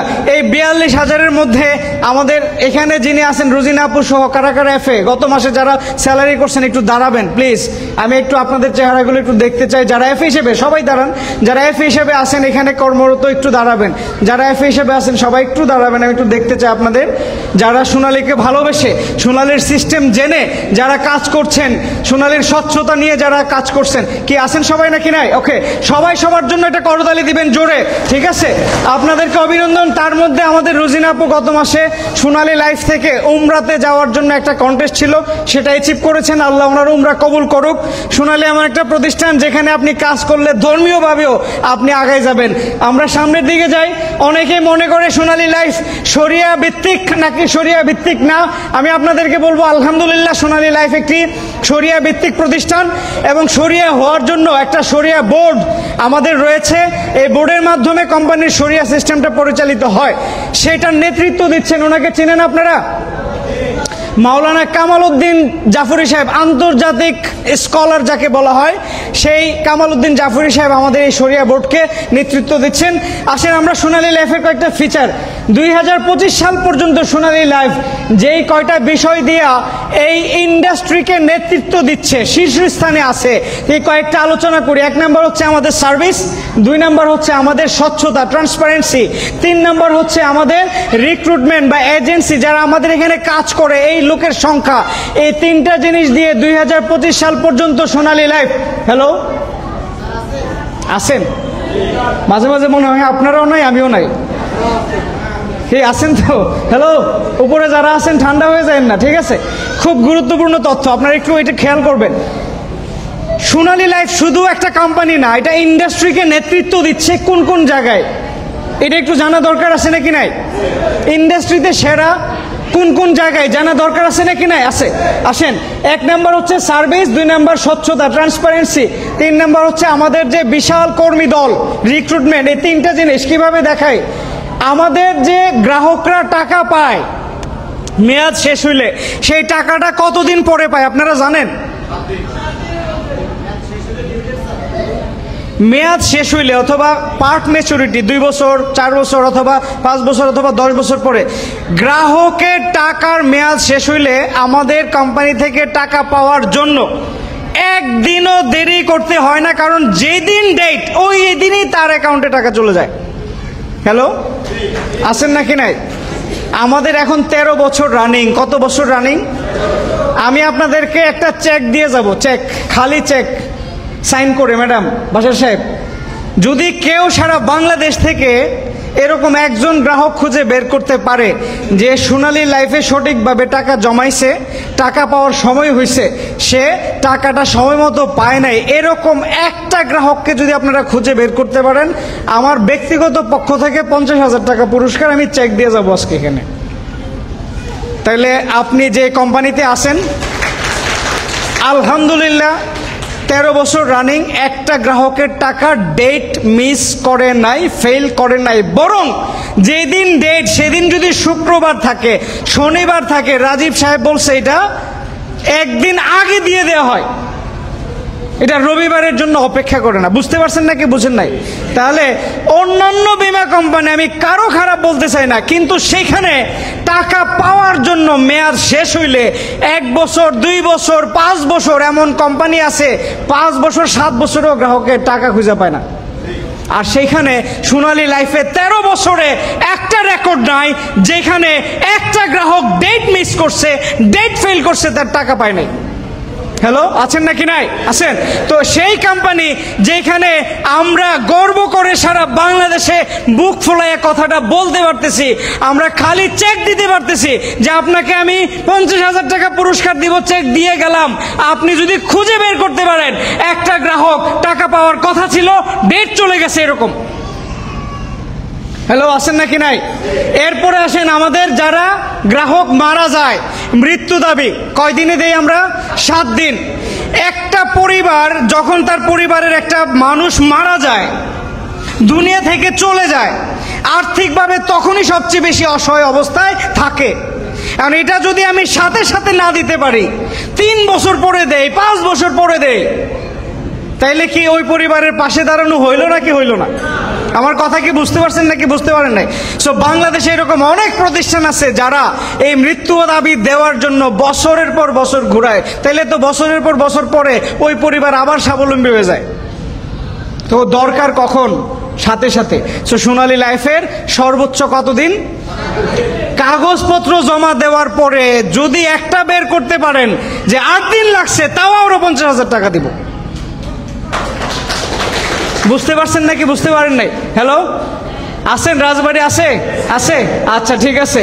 সো আমরা এই দিকটা দিয়ে ইন্ডাস্ট্রিতে আমরা নেতৃত্ব দিচ্ছি, কেউ আমাদের ধারের কাছে নাই। বরং আমরা এটা করতেছি দেখা 2024 সালে অনেকে আমাদের পিছনে লাগছিল, বিরুদ্ধে লাগছিল যে তোমরা হয় এটা বন্ধ করো, না হয় তোমাদেরকে ধ্বংস করে দেব।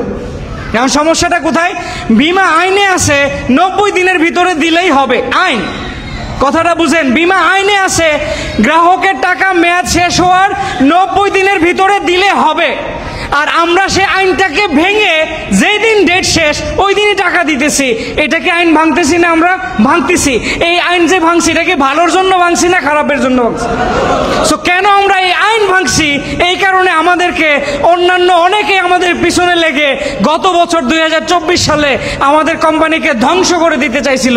বাট আলহামদুলিল্লাহ আমরা ওই ধ্বংস যারা করতে চাইছিল ষড়যন্ত্রকারীদের বিরুদ্ধে আন্দোলন সংগ্রাম করে সোনালী লাইফকে তার অক্ষুণ্ণ রাখে, মানে এক অবস্থায় যেমন ছিল তেমন রেখে নিশ্চিন্ত সার্ভিস সেবা দিয়ে যাচ্ছি। এবং বরং 2025 সালে আরো বেশি স্মুথ হয়েছে। এটা আমাদের অপরাধটা কি ছিল? আমরা সরকারি আইন ভাঙছি। আইনটা কি ভাঙছি? যেটা আইন 90 দিনে দেওয়ার কথা, আমরা যেদিন দেওয়ার কথা সেদিন দিয়ে দিচ্ছি।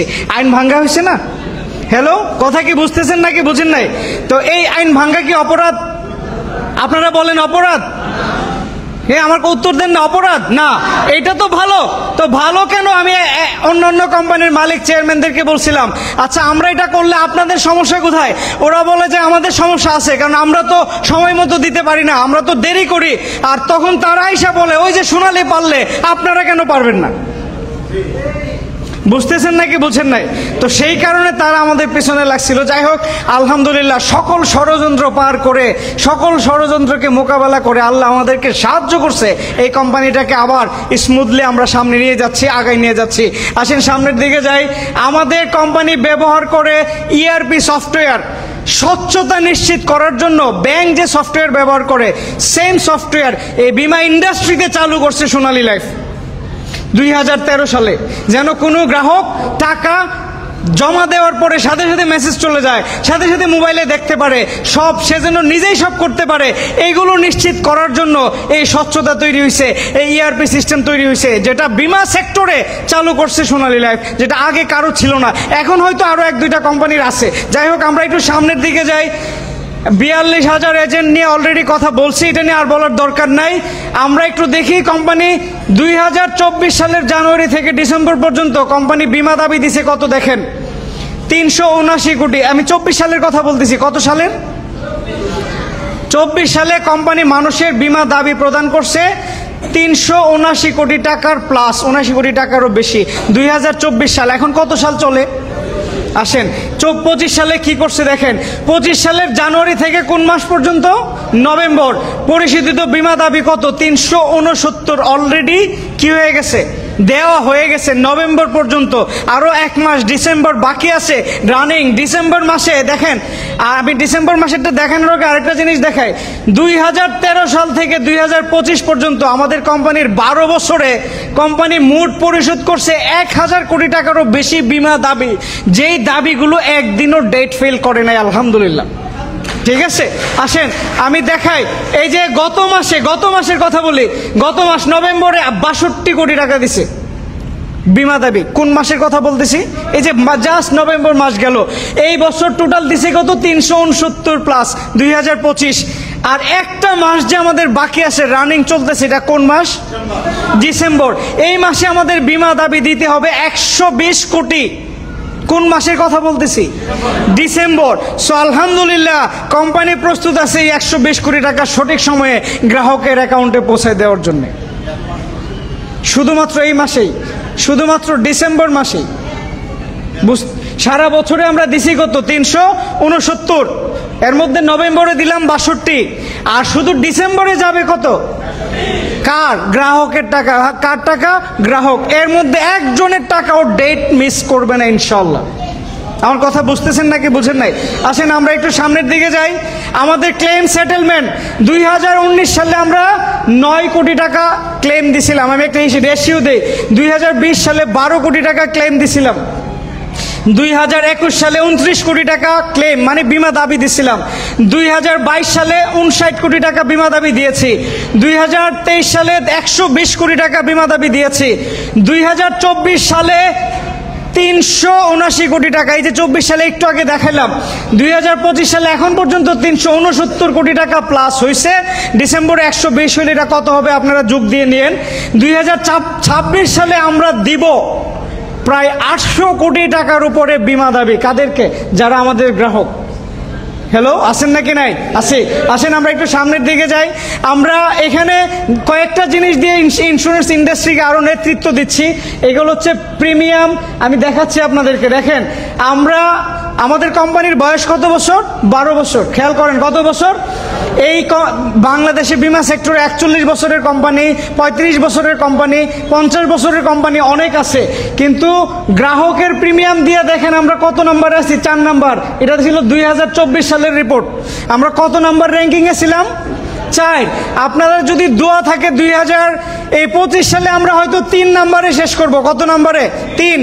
আগামী বছর ইনশাল্লাহ আমরা আরো র্যাঙ্কিং উপরে যাব, কারণ আমাদের নিয়ত ঠিক আছে, আমাদের স্বচ্ছতা ঠিক আছে, আমাদের সেবা ঠিক আছে। এই কারণে 12 বছরের একটা কোম্পানি 41 বছরের কোম্পানির সাথে প্রতিযোগিতা করে বর্তমানে 4 নাম্বারে আছে। 25 সালটা পার হলেই কত নাম্বারে হবে? 3 নাম্বারে আসবে। এরপরে আরো কিছু বছরের মধ্যে ইনশাল্লাহ আমরা আরো বেশি আগায় যাব।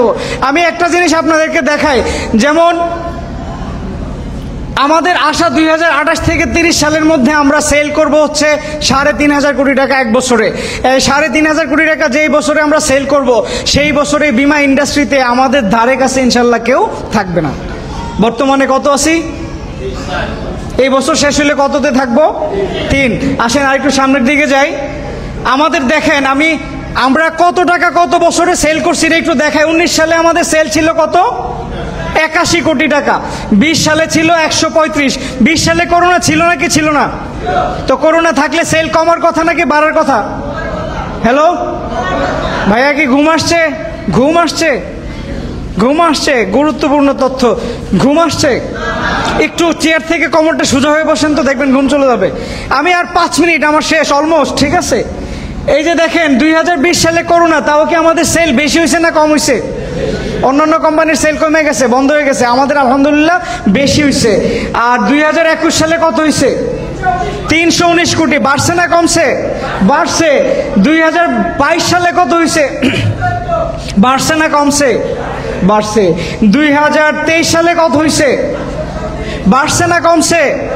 আচ্ছা, 2024 সালে 800। কত হয়েছে? 800। একটু কি হয়েছে? কমছে। 24 সালে আমাদের পিছনে শত্রু লাগছিল বলছিলাম।